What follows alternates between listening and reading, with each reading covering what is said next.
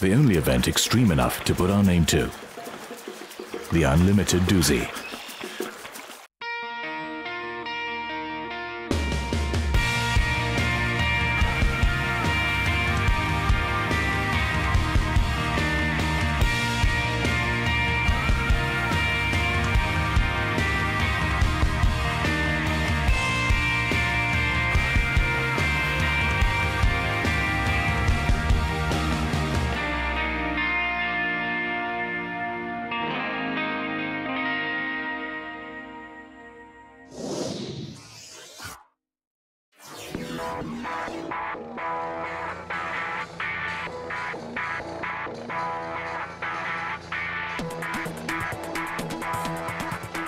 Day 2 of the Unlimited Dusi from Dusi Bridge down to Nanda Dam promises to be an absolute thriller, with just 3 seconds separating the leaders, Jason Graham and Andy Burkett, from their pursuers, Thulani Mbanjwa and Subonelo Zondi, with the pedigreed pair of Hank McGregor and Len Jenkins a minute and a half further back. The race is well and truly on. Today I think will be definitely a really hard day. We've got 3 seconds on Andy and Jason, which we will try and stay with them. It'll be a tough day, to be honest. Hang 30 seconds behind, they're definitely going to come back, I think, with the way they pair yesterday. But we're just going to try and keep everything together and try not to make any mistakes. The river changes complexion at the Confluence. Have you an idea what you're expecting there? Yes, apparently there's a lot of water going through Confluence, which is about an hour into the race, with water comes from Nago Dam. Up till that point it's fairly low, but when it does join at Confluence there's a lot of water, which is going to really test the paddlers, and lines change when it's a full river, so tactics are going to change as well in that full river, whether to portage big rapids or not, so it's going to be a gamble from then exciting.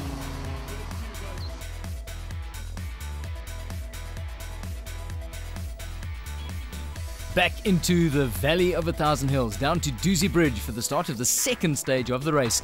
And once again, the KwaZulu-Natal weather was being really kind to the paddlers, because the temperatures were unseasonably cool and it promised to be overcast for most of the day, which is pretty much ideal, given that there was a good water release already in the Dusi, and word was that the Umgeni was full as well.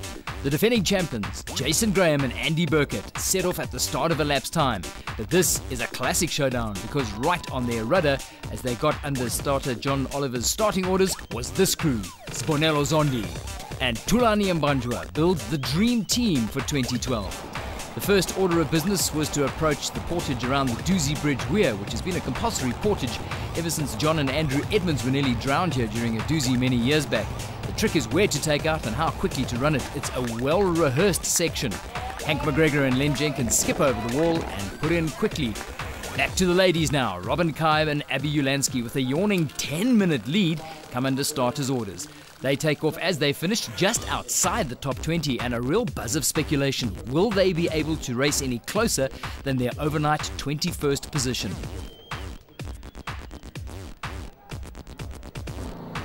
The rest of the ladies' race, the 10-minute gap back to Abby and Alex Adey, who, despite having a good first day, not running to their full potential, certainly know that they have a great deal of work to do if they're going to narrow the deficit on the crew that won here in 2010. The compulsory portage around the Dusi Bridge Weir and another key tactical stage, the women you'll see are racing with the men. The race rules allow them to start as they finished each stage. It also gives the women the privilege and the opportunity to ride the waves of the men around them. Abby and Alex Adey running the portage hard. They've done plenty of homework in this valley, and the recceing and research pays handsome dividends as they learn the finer lines. Down to the Confluence, and this is where the paddlers hold their breath. The brown water of the Dusi meets the grey waters of the Umgeni River, and it was soon obvious that the water release from Nagle Dam had been substantial. And there's been a major development, because Jason Graham and Andy Burkett have pulled away at the front and are determined to try and make this race their own. They're flying away as they tear down the early stages, and of course the demands of the Confluence section culminate in a huge rapid called Washing Machine, which somehow has played a profound role in moulding the outcome of the Dusi in years gone by.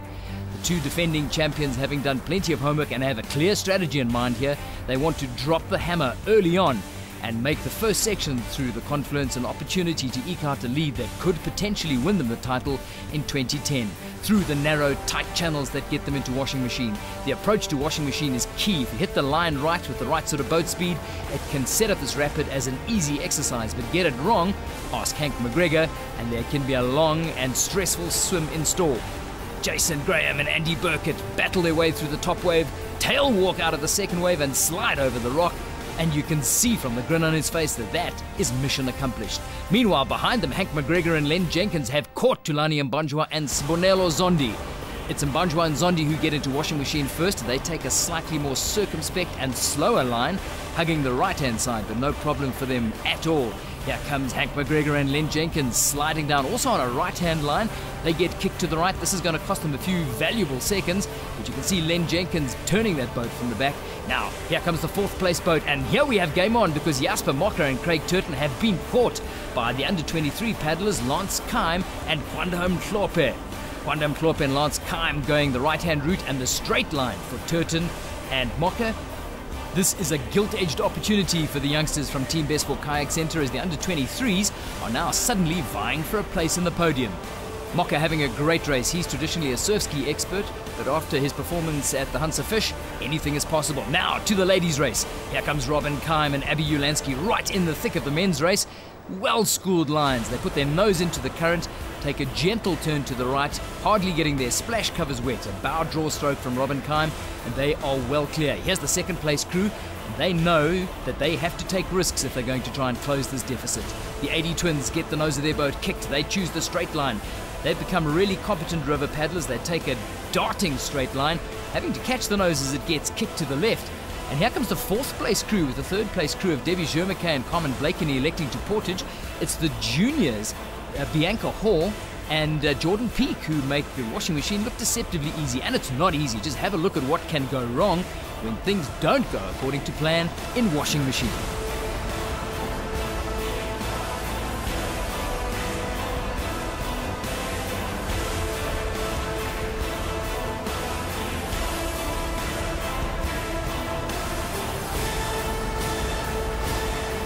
One of the 9 K3s taking part, and that's another record in this year's the Unlimited Dusi. Meanwhile, back up front, as the leaders were approaching the takeout around the notorious Ibis Point Rapid, the Willem Shoot portage, the option for Jason Graham and Andy Burkett. And they're certainly having to mind their P's and Q's on this full river. Meanwhile, just behind them at the end of the Willem Shoot portage, here's a major development because Hank McGregor and Len Jenkins, you'll see, putting in slightly downstream of Thulani Mbanjwa and Sibonelo Zondi. This is race on for second. Immediately below this put in, there's a long stretch of flat water which leads up to the gauging weir. Left-hand option, a great, clever, circumspect line for Jason Graham and Andy Burkett. They bounce out of the water clean and continue at the front, stretching their lead. Meanwhile, Thulani Mbanjwa and Sibonelo Zondi are not sure if they want to shoot it first. There's some indecision here. Hank McGregor and Len Jenkins go left. Look at Jenkins, he hasn't put a splash cover on. McGregor just goes ahead with it, bombs down the weir, and watch the center. Here goes Thulani Mbanjwa. They go into the heart of the stopper, and they're out! This is a disaster for the Dream Team. This could dramatically affect their chances of winning the title in 2012. In the heart of the midsection of the Valley of 1,000 Hills, surrounded by the granite rocks called Big Baldy and Old Baldy, is the Marianne Foley Causeway, named after the two pioneers who first paddled down this river in the 1800s. It also marks the exact halfway point of the overall race. And the crowd that is there early, mostly seconders of the top elite paddlers, see Andy Burkett and Jason Graham slicing through the right-hand upright and continuing down towards the takeout to the Ngomeni Hill. There are not many spectator points on day 2 as the paddlers are largely alone in the Valley of 1,000 Hills, but the Marianne Foley Causeway is definitely one of the plum spots. Most of the paddlers opting to go left of the causeway. There is still a traditional route down the right. Thulani Mbanjwa and Sibonelo Zondi now racing to try and catch up and make up the deficit from their disastrous swim at gauging weir. You can see also struggling with the rudder, which seems to have been slightly bent during that hiccup at the slide down gauging weir. Here's the charge from world marathon champ Hank McGregor and his partner Len Jenkins as they get to the takeout for the tough Ngomeni Hill portage. Meanwhile, at the ladies' race, everything going according to plan for Abby Ulansky and Robin Kime. Behind them, the 80 twins are doing everything in their power to try and reel in some of that deficit, as the ladies' race continues to be the center of attention for many of the spectators watching this year's event. Immediately below Marianne Foley Causeway, the river winds through some fascinating channels, and the paddlers are certainly being kept on their toes. It's always a great spectator point. There's some serious risks attached here. Failing to hit the right lines going through the bridge could result in a wrap, and there are always divers and safety crews on hand to be able to extract any paddlers that get pinned against the pillars of the bridge. For the remaining 15 minutes down to the Ngomeni Hill takeout, the paddlers are treated to a roller coaster ride of waves. It's unique to this section of the valley, and the paddlers look forward to it year on year. The paddlers enjoying the full level of the river, which has been carefully released from Nagle Dam this time to prevent the bullet of water which caused a fair amount of consternation for the paddlers in the race last year. This is a genuinely hospitable part of the valley, and the spectators that line the bridges and the banks to catch a glimpse of their seconds really enjoy the warmth of the locals, who enjoy the opportunity of seeing them enjoying a top sporting event in a part of the valley that really doesn't normally bask in the limelight. Basking in the limelight right now, Hank McGregor and Len Jenkins running on the downside of Ngomeni Hill Portage.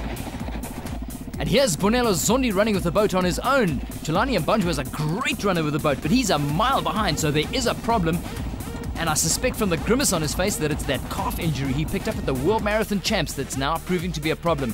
Back up front, Andy Burkett and Jason Graham into the tough waters immediately below Ngomeni Hill. This is Tombi Rapid. He goes sliding down into the main part of Tombi. This is a tricky line. Didn't hug the pinnacle rock as tradition normally requires. Here come Hank McGregor and Len Jenkins bouncing down the rapid. They get a kick to the right, all safely accomplished, but you can see the full level of the Umgeni is going to make this a real test for the paddlers on the day. Hank McGregor and Len Jenkins pulling their way out of trouble, but full concentration from the World Marathon champ. He's desperate not to make a mistake. Here's an aerial view of Tulani Mbanjwa and Bonello Zondi going into Pinnacle Rock and Tombi Rapid. They get hit in the face by the wave, kicked sharply to the left, but a well-composed crew, they paddle their way out of danger. Back to the front, and Andy Burkett and Jason Graham approach Hippo Rocks down the traditional line on the right.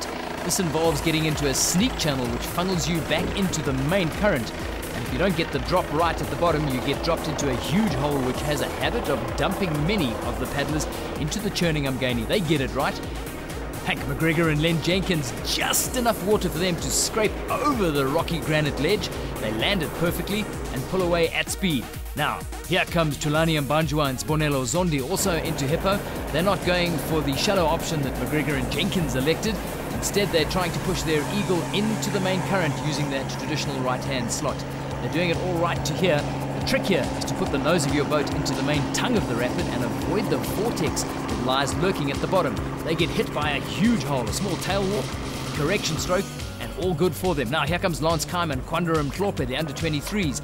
They elect for the same line. I suspect the team has been wrecking this rapid early in the morning, and they follow in the same tracks as Hank McGregor and Len Jenkins. Back upriver into the staggeringly beautiful Valley of 1,000 Hills to see what's happening in the ladies' race as they come down to the bottom of Ngomeni Hill Portage at the start of the Big Three. And the gap that Abby Ulansky and Robin Kime have worked so hard for is gradually increasing. For many years, the top women would have been circumspect about shooting the big rapids that lie just around the corner here. But for the likes of Robin Kime and Abby Ulansky, and indeed the 80 sisters who are heading down the hill at speed behind them, these rapids are now very much part of their race plan. They spend a long time practicing them and could be fairly confident they could pull them off without too much of a mishap. The 80 sisters have become great runners with the boat and hurtle back down to the put-in at the foot of Ngomeni Hill. Meanwhile, back on the river, here's Tombi, Robin Kime. Oh, and they're getting themselves snagged. It's too dry. They've cut it too fine. They get spun to the right. The tail of the boat is stuck in the suckback. Abby Ulansky pulling furiously at the back of the boat. They've managed to pull the boat into the eddy, and they've managed to extract themselves from what could have been not only a time-wasting but a dangerous visit to the crayfish that lie at the bottom of Tombi Rapid. You can see the relief etched all over their faces. Robin Kime has the time to spare a laugh on the thought, but they know that was very close to being the end of their race. Now they approach Hippo Rapid very shortly downstream. They're looking for the dry option down the left. They're also part of the same Team Bestwell Kayak Centre that's checked this out. They slid over and they've rolled it to the right. Now, fortunately for them, they are right at the bank in a narrow slot. This will be a very quick swim to the bank. They'll be able to empty the boat and possibly lose a minute. This is the first blot on the copybook for Robin Kime and Abby Ulansky. Have a look at it again from our mini helicopter cam. You can see how they just failed to keep their paddles braced against the left-hand side of the boat as they slid down the granite rock. Now this is the churning water of Gumtree Rapid, and you can see the blue boat of the 80 sisters as they elect to take the traditional left-hand line. The river was full at the stage and the paddlers were getting the tail end of the bulk of the water race. Here they come into Tombi. It's a good line for them. They get a kick to the left and very cleverly utilize it as the men behind them have a slightly more tangled option going around the rocks at the foot of it all. Passing swimmers, just proving that these two girls are as competent as most of the male paddlers that they are now relishing paddling with. Just downstream from Tombi, which they negotiated successfully, they have to head into the right-hand channel here to take on Hippo Rapid. Remember, this is the drop that tripped up the ladies' race leaders Robin Keim and Abby Ulansky. Here go the 80 twins. Push the nose of their boat out into the center current. Boat speed is good. They drop into the hole and they've been smacked out of their boat as well. It's a cruelly unforgiving rapid at this level. But once again, it's a relatively short swim, but it'll frustrate the girls. Here comes Debbie Jermacay and Carmen Blakeney in third place. Debbie, a really experienced river paddler. She's done this many times at many different levels. And she makes it look deceptively easy. Go girls. Meanwhile, further behind, the paddlers are cresting Ngumeni Hill Portage. It's by far the steepest portage, apart from the paddlers that brave Burma Road on day 3. For the rank and file, there's no sweeter sight than cresting the hill and dropping back down into the other side of Mamba Gorge. The locals always on hand to provide a refreshing cool, even though the temperatures were low and the paddlers were enjoying what was a very comfortable Dusi day. Temperatures in this part of the valley can reach the upper 40s, so the milder conditions were a treat for the paddlers that have done this race many times before.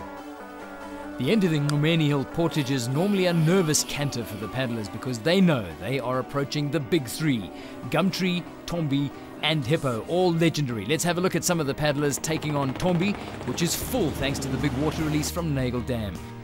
The drop at Tombi is not that difficult. It is the rocks that lie lurking in 3 places below the rapid that cause all the trouble.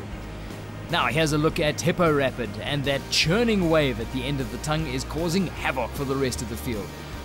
There's a clean break at the back cockpit. The thrashing water's breaking it at the backseat paddler's sitting place. Dropping into the main part of Tombi means the front paddler goes down deep, the back paddler often has to try and brace, and failure to do that is going to result in a scary but thankfully short swim. Back to Tombi, and plenty of lifeguards on hand with throw ropes to rescue paddlers who are in all sorts of danger. It can be a traumatizing swim, and it's very reassuring to see one of the divers and safety marshals on hand to look after your best interests. The right-hand channel at Hippo Rapid, and you can see how the convergence of the 2 main channels results in a huge vortex of water. The sponsors sitting in a plum spot to enjoy the action, and Hippo Rapid on the day delivered big time. Now, watch in the background. Look at the Kevlar boat being swung around backwards. They tried to make it to the bank and they failed dismally. Now they've got no option but to try and reverse park down into the heart of the hole, and is being aggravated by paddlers coming around inside them. If they can pull this one off, it'll be a huge achievement. They're keeping their heads together and they're in the drink. This is a war story that will get them plenty of hunters at the after party later.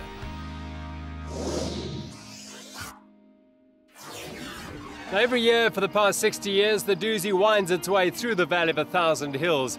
And the Unlimited Dusi for 2012 and for the last few years has taken a real interest in improving the lives of the children who grow up in this valley. Let's find out more about the Unlimited Child.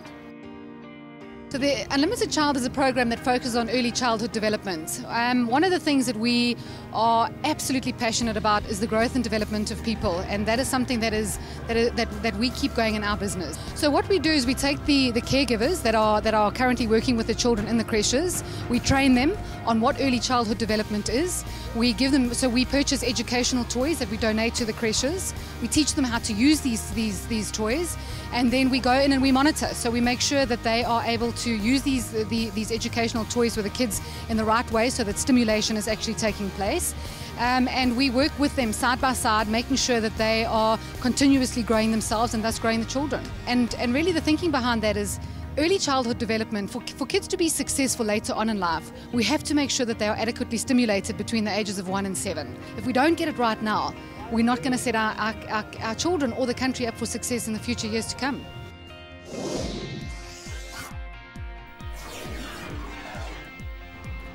Inanda Dam and 10 kilometers of flat water.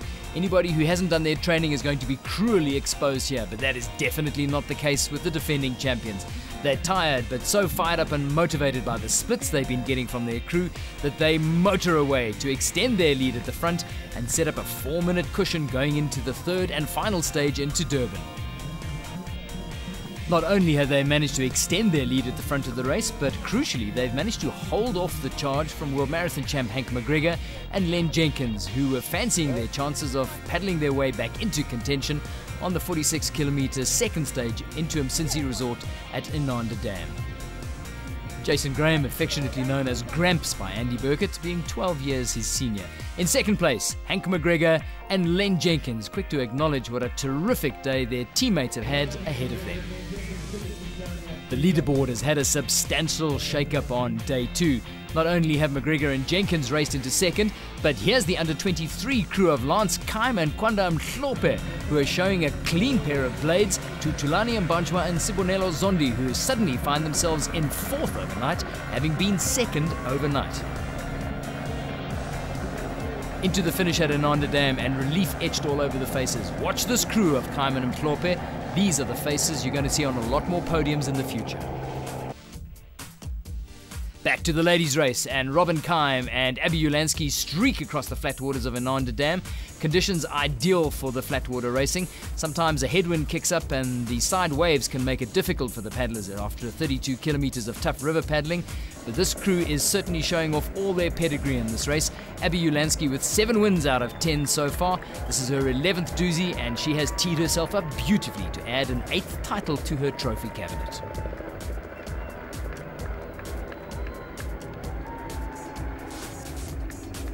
And here's the second place crew of Abby and Alex Adey in formation with 2 other men's boats. This is what the girls like so much about the change to the rules and structures of the race. But they know that despite their very best efforts, they have effectively lost contact with the leaders ahead of them. We had a very good day today. It wasn't completely flawless. We had a very close shave at Tombi and another quick dip at Hippo. But yeah, it was great fun racing with the guys today. We had people to follow, people to dice with. The big water in the river, we were nervous about it in the beginning, but we can't deny it's great fun. Well, that's a dream timesheet if you were going into the final day. Robin Kaim and Abby Ulansky holding all of the cards. But look at Bianca Hoare and Jordan Peak in 4th overall. They're under 18s. And at Gauging Way, I think we're still going quite well to hold Hank in 30 seconds the way they went yesterday. And at Gauging Way, we just have a terrible swim, which cost us just over 2 minutes, which was proper. Then, but we still wake up and we still put everything together, trying to go as hard as we can. But unlucky again, pumps were not working. And we're filling up with water. You know how much energy you can use with the boat full of water. So we have to stop 3 times to empty today, and it was wasting of time. This shot might have wider meaning. This might just be a changing of the Dusi landscape. But the numbers are great reading for Andy Burkett and Jason Graham, who are holding all the cards with a 4-minute lead over Len Jenkins and Hank McGregor. Lance Kaim and Kwanda Mhlope now have an opportunity to go big on the final stage into Durban. It was go big or go home day for everybody else in the field. Not only the Ginger Army, but for the rest of the field of 1,800 paddlers, it was a huge day on the river. Dion was warning me about Hippo. He says, listen, if the water's too big, we're not going to go through Hippo. We'll try and slide down the right-hand side. So we tried and sort of get a bit of pace, I suppose, eh? We got to the rock, then Dion's like, just you stay in the boat, I'm going to push you down. So I slid down the side and fell and went for a swim. So my first Dusi swim wasn't too bad. It was good fun, actually. Day 2 of Dusi has always been my favourite day. There's lots of technical rapids, lots of water from Nagle Dam, from the confluence down. And yeah, Steph was solid in the boat. We made it through everything until we got in front of the Unlimited guys having their breakfast on the side of Hippo Rocks. Everyone was there to watch, and unfortunately we took a little swim right in front of them. But yeah, one incident, nice clean swim, but no problems. We had a great day today. Steph was really strong, and I was impressed. No, this is a completely different experience, and I think what an amazing experience. If anybody out there is considering doing it, you have to take the chance. It's amazing. Another entertaining, exhilarating and thankfully cool day here in the Valley of 1,000 Hills on the Unlimited Dusi. With a day to go, the big question is, can Hank McGregor and Len Jenkins make up a sizable deficit on the final day and haul in Jason Graham and Andrew Burkett? Or will that pair go to their second consecutive K2 victory? We'll find out tomorrow.